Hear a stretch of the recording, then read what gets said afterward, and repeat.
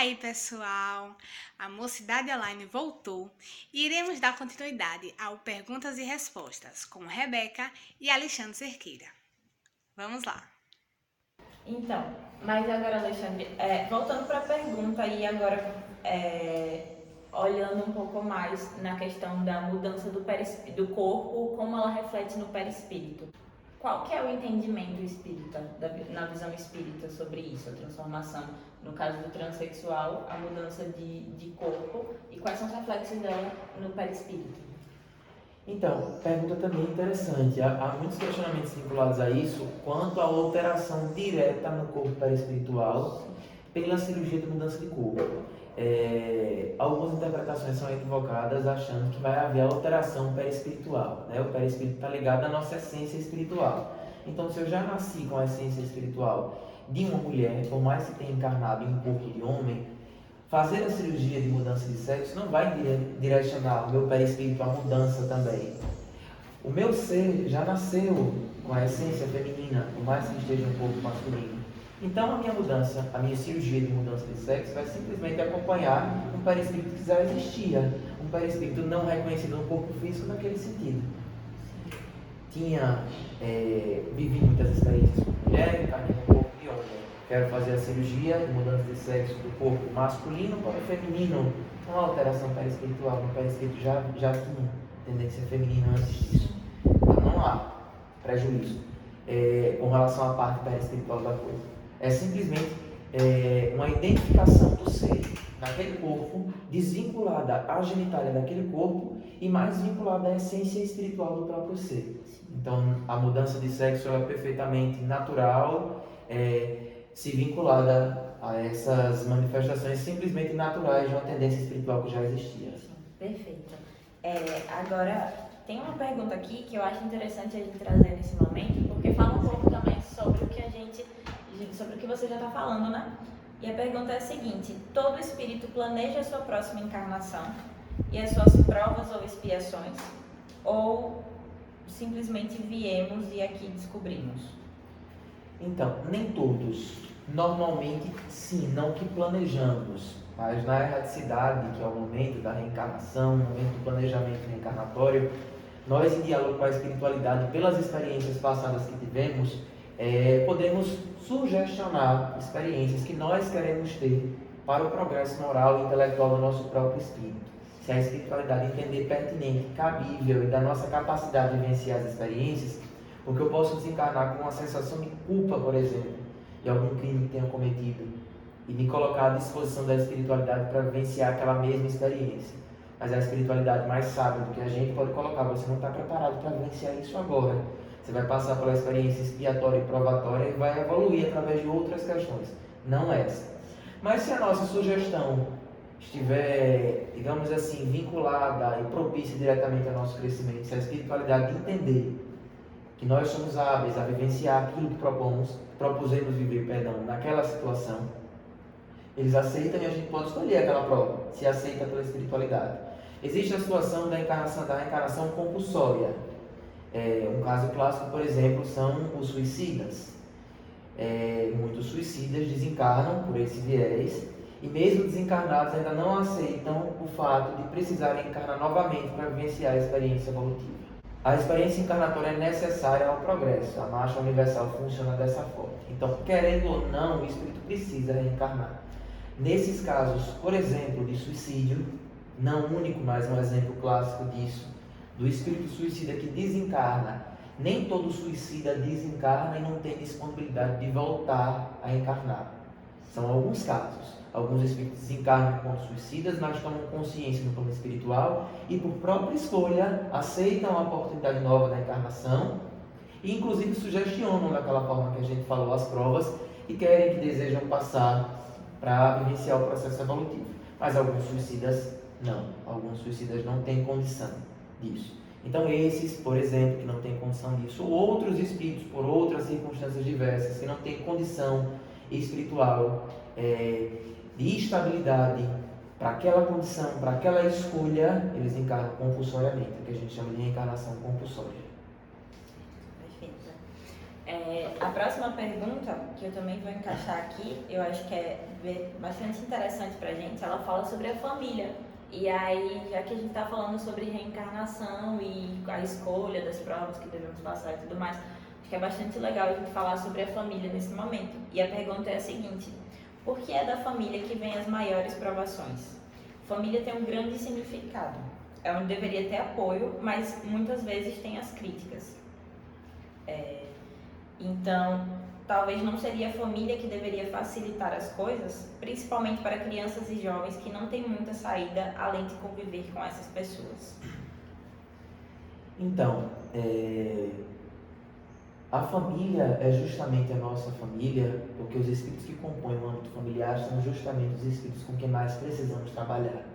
Então, a família, pelo aparato social da coisa, naturalmente deveria ser o local de maior apoio. Mas se não é o local de maior apoio, há inclusive uma justificativa racional da espiritualidade quanto a isso. São os espíritos que nós mais precisamos trabalhar o relacionamento. Então, no âmbito familiar, nós podemos ter espíritos afins, espíritos amigos, espíritos que coadunam com o nosso pensamento, que nos acolhem bem. Mas é extremamente natural que no próprio âmbito familiar venham espíritos que dificultem muito o nosso relacionamento. Isso é perfeitamente natural, porque aquele espírito que dificulta a nossa relação, o espírito com o qual nós não temos uma relação muito saudável, de certa forma, muito acolhida, foque mais ainda naquele espírito. É justamente aquele espírito com quem você mais deve trabalhar. É aquele espírito que é a fonte do seu progresso. É a fonte da desenvoltura da paciência, da caridade, da ressignificação mesmo das ideias naquelas situações que são postas.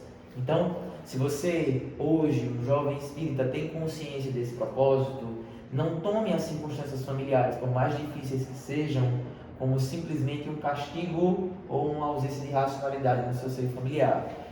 Tome realmente como uma oportunidade de aprendizado, por mais difícil que seja. Aquele espírito que hoje muito lhe faz mal, pode ser um espírito que você fez muito pior em outra oportunidade. E essa circunstância de você estar com ele é uma oportunidade divina de reparação. Então, quando você consegue, dentro do âmbito familiar, ressignificar relações difíceis, obviamente que elas não partem só da sua via, elas precisam de outra via. Então, não é se render ao sofrimento, ou estar numa relação extremamente danosa, ou forçar uma relação que só lhe traz danos, mas entender aquela relação como um mecanismo direto de aprendizado. Se os dois conseguirem, daquela forma, ressignificar circunstâncias difíceis por circunstâncias melhores, saudáveis, o papel da espiritualidade foi divinamente cumprido, porque vocês não sabem o que vocês tiveram em outras experiências. Então, família também deve ser um ciclo de acolhimento, mas é normal, muitas vezes, que não seja, porque é ali justamente que você precisa mais trabalhar o seu ser espiritual. Não é à toa que foram os espíritos que vieram com maior proximidade a você.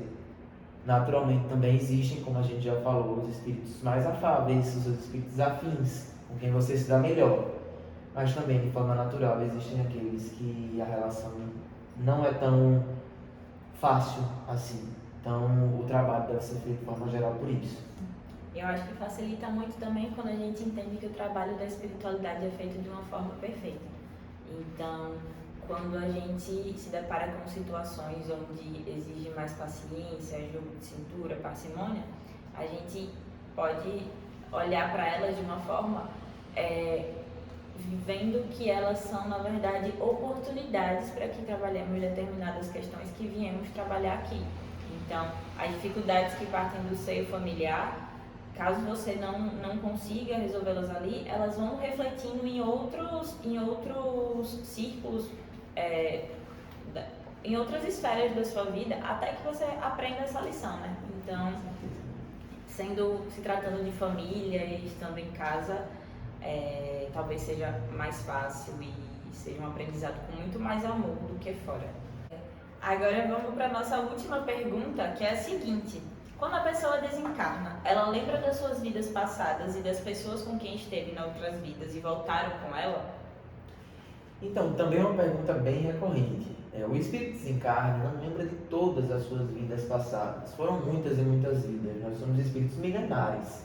Então, A lembrança de todas as vidas, consequentemente todos os equívocos cometidos, traria um peso e uma culpa desnecessária ao espírito. Então, se lembra das 5 últimas. As obras espíritas falam das últimas 5 vidas em média, que o espírito desencarnante se recorda com quem conviveu, com quem esteve, as relações advindas dessas existências, acertos, equívocos, as experiências que fizeram com que esse espírito progredisse.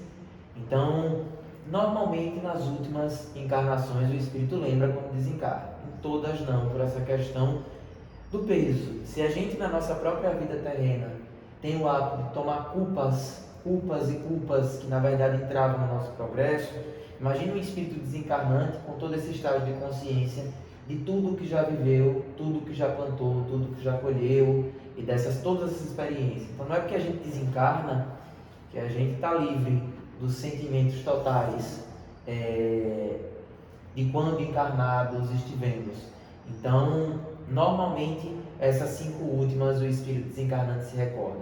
As pessoas também se lembram da encarnação, lembram das companhias espirituais que teve. Então, os espíritos afins, os amigos, os mais próximos, os espíritos com quem conviveu nas encarnações, quais os papéis que eles tiveram nas últimas vidas, porque é natural que esse ciclo de pessoas também se repita se o trabalho não foi feito da forma precisa. Então, em média, é isso. Não todas. É culpa desnecessária para a gente carregar. É aquele véu do esquecimento que a gente fala muito. Então, se eu tive vidas passadas, porque eu não lembro? Porque tem muita coisa da minha vida passada que não é necessária que eu lembre. Eu não teria condição emocional e espiritual de suportar, saber de tudo. O véu do esquecimento é um presente. Então, queria agradecer primeiramente quem está assistindo a gente. Muito obrigada. Se você ficou com alguma dúvida, surgiu algum outro questionamento, se você tem alguma sugestão de algum assunto que a gente pode tratar aqui, ou até de pessoas que a gente pode tentar trazer aqui para conversar um pouco mais, você deixa aqui nos comentários, a gente vai tentar responder todos os questionamentos, também vai tentar viabilizar, trazer convidados que forem sugeridos. E queria agradecer muito ao Alexandre por ter topado, por ter vindo, por compartilhar com a gente todo o seu conhecimento. Sobre esse tema que a gente falou hoje, principalmente sobre as primeiras perguntas, o Alexandre tem algumas palestras muito interessantes no canal do YouTube do GAE. Então, se você procurar lá no YouTube, Grupo de Apoio Espiritual, Irmã Rosália, você vai chegar no nosso canal. E lá tem algumas palestras também de outros palestrantes e de Alexandre. E pode ser que seja um tema novo para você ou que explique alguma dúvida que você tenha sobre algum tema já recorrente. E é isso, muito obrigada!